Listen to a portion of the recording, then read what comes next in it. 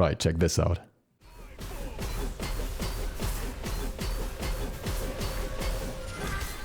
Ahoy! Today we're talking about Gilgamesh mechanics. We're going to look at some interesting things, some funny things, just interactions, some broken stuff from PTS and so on, so you can figure out better what this god does in certain situations and what you maybe shouldn't do with him. This is going to be a very random mixed bag of things. Let's jump right into it. First of all, yes, you can kick around people with a second Gilgamesh and kind of extend the kick that way, and the stun will still apply. Not surprising though.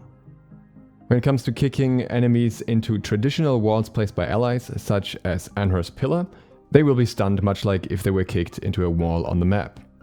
The outer walls of Gilgamesh's ultimate are only walls for his own abilities. If you use Anhur's Impale, that will not knock an enemy back into the middle of the circle, even though the ability itself is quite similar. Thor Wall, which sometimes happens to be a bit of an outlier because it's this half wall, will also count as a full wall for Gilgamesh's kick, and you can stun enemies into that.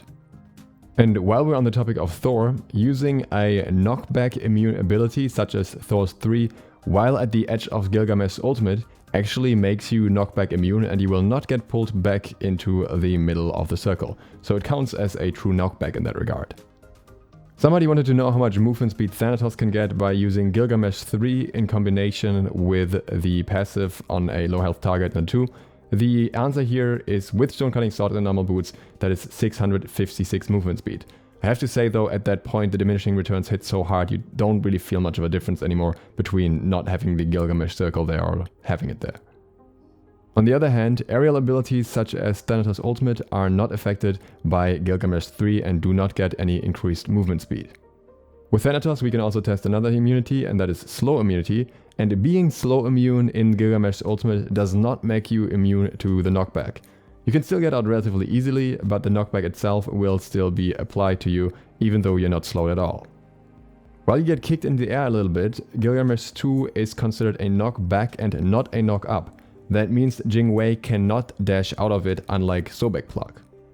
On the other hand, she can use her 1 to avoid Gilgamesh 2, as it will not hit her while she's up in the air above him. And the other interesting thing here is that Gilgamesh also doesn't get knocked up during his 2 while going into the tornado, even though he's technically not knock-up immune according to the description.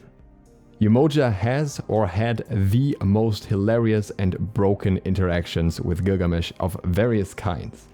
The first thing we tried was kicking an enemy through an allied Umoja's portal. The result here was that the enemy would in fact get launched further if the portal was exactly in the right place, but then would get stunned after landing from the portal. This was something that in itself I suspected might happen, just an extended knockback basically, but it gets more hilarious from here. If you put multiple portals behind each other, then it'll actually reactivate this effect over and over. So the enemy will get knocked into the next portal, will get stunned on that portal, and then launched by the portal again and stunned again. And you can continue this basically forever as long as you don't run out of Omi. But what's even better or more broken than that is that this stun knockback state can somehow get stored. It doesn't always happen, but it can happen that you can kick an enemy to the portal, and then you can use portals at another point in time to knock an enemy into their ally, and if that happens, then it stuns both the enemy and the ally. So it's if they're getting drop kicked again, but they are just knocked back by a single portal. I assume it has something to do with them never having properly registered as landing after the knockback, but it makes for some very hilarious scenes where you can just stun enemies around. Not something you would really apply much, but it's just super funny to do. It probably doesn't work anymore though. On the other hand, kicking an enemy Umoja into her own portal actually has a different effect. It will not apply the stun after knocking them further, but instead will in some situations end up slowing the Umoja down in the air and making her slowly drop down. And to make things even funnier, watch what happens if you kick a Umoja through her own ultimate. She kinda jitters through the wall, which shouldn't even register as a wall for her in the first place because she can just walk through it because it's her own wall, and it just looks super weird. A similar thing currently still happens on the live client when kicking a Janus while he's going into his portal, with the difference being that he takes damage the whole time and actually dies while going through the portal. Dropkicking an enemy into a Nike 2 does exactly what you would expect and knocks back that enemy immediately, so it's not particularly interesting. Despite having health points, kicking an enemy into an Odin wall will stun them. This works from both the inside and the outside of the ultimate. While I haven't specifically tested it, this means this should be true for Cabrakan as well. Kicking a Jormungandr is entirely unimpressive because he will not get stunned and he just gets the extra damage effect applied to him. We tried very hard, but no, you cannot stun an enemy by kicking them into an allied Baba Yaga's house. The house will always immediately run out of the way once the enemy flies towards them. On the other hand, you can kick a Baba Yaga into her own house. She won't get stunned, but she'll end up inside of the house where she normally wouldn't be able to go. Persephone's ultimate actually has some very interesting interactions.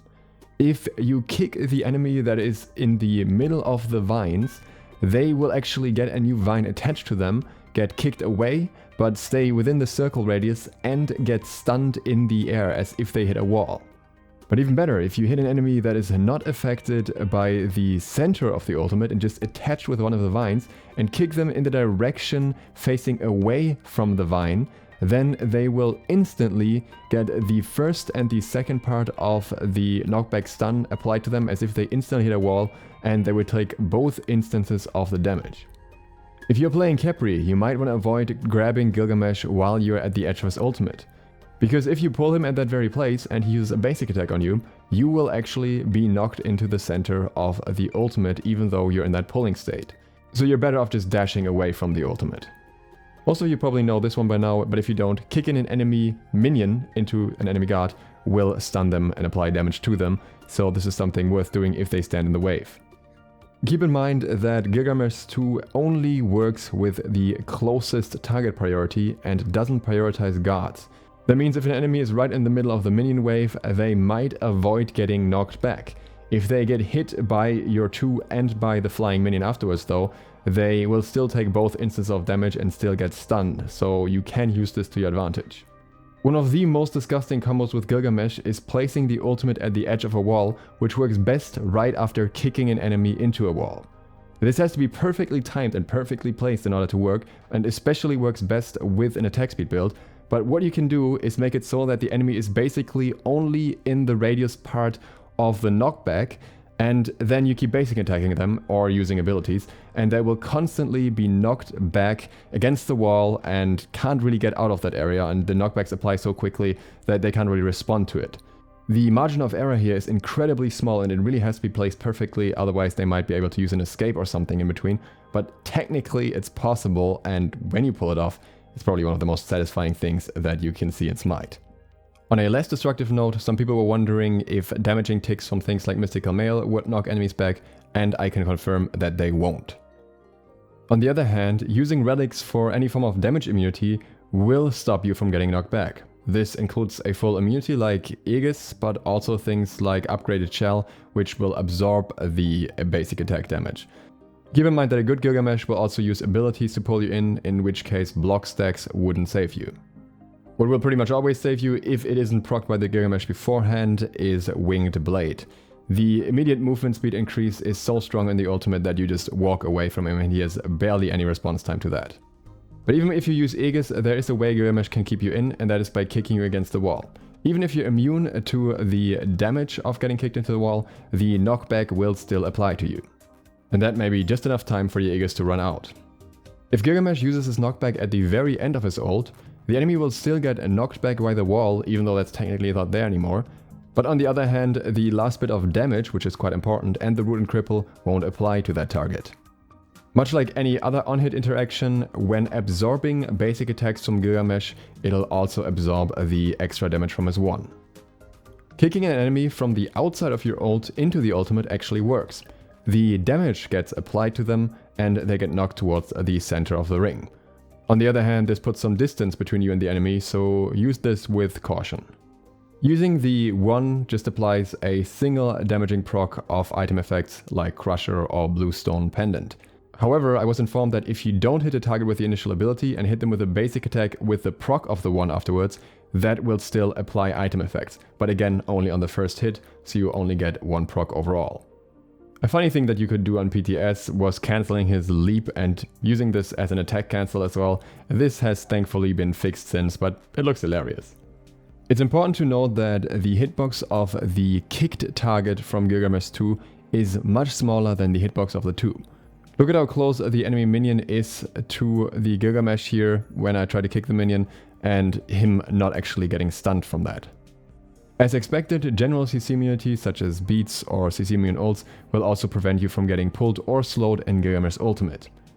On the other hand, Phantom will not actually have any effect because Gilgamesh's ultimate is not counted as a wall. And now for, of course, the absolute most important thing. Yes, Gilgamesh's ultimate can one-shot. And different from most one-shot attempts you see on YouTube where people have red buff, power potion, fire giant and whatnot, it can literally one-shot without any additional buffs or consumables. And it can one-shot without any basic attacks. The build that I found that works for this is Titan's Bane, Transcendence, Heartseeker, Wrangler's Mask, the Crusher, as well as Runeforged Hammer or Spartan Flag.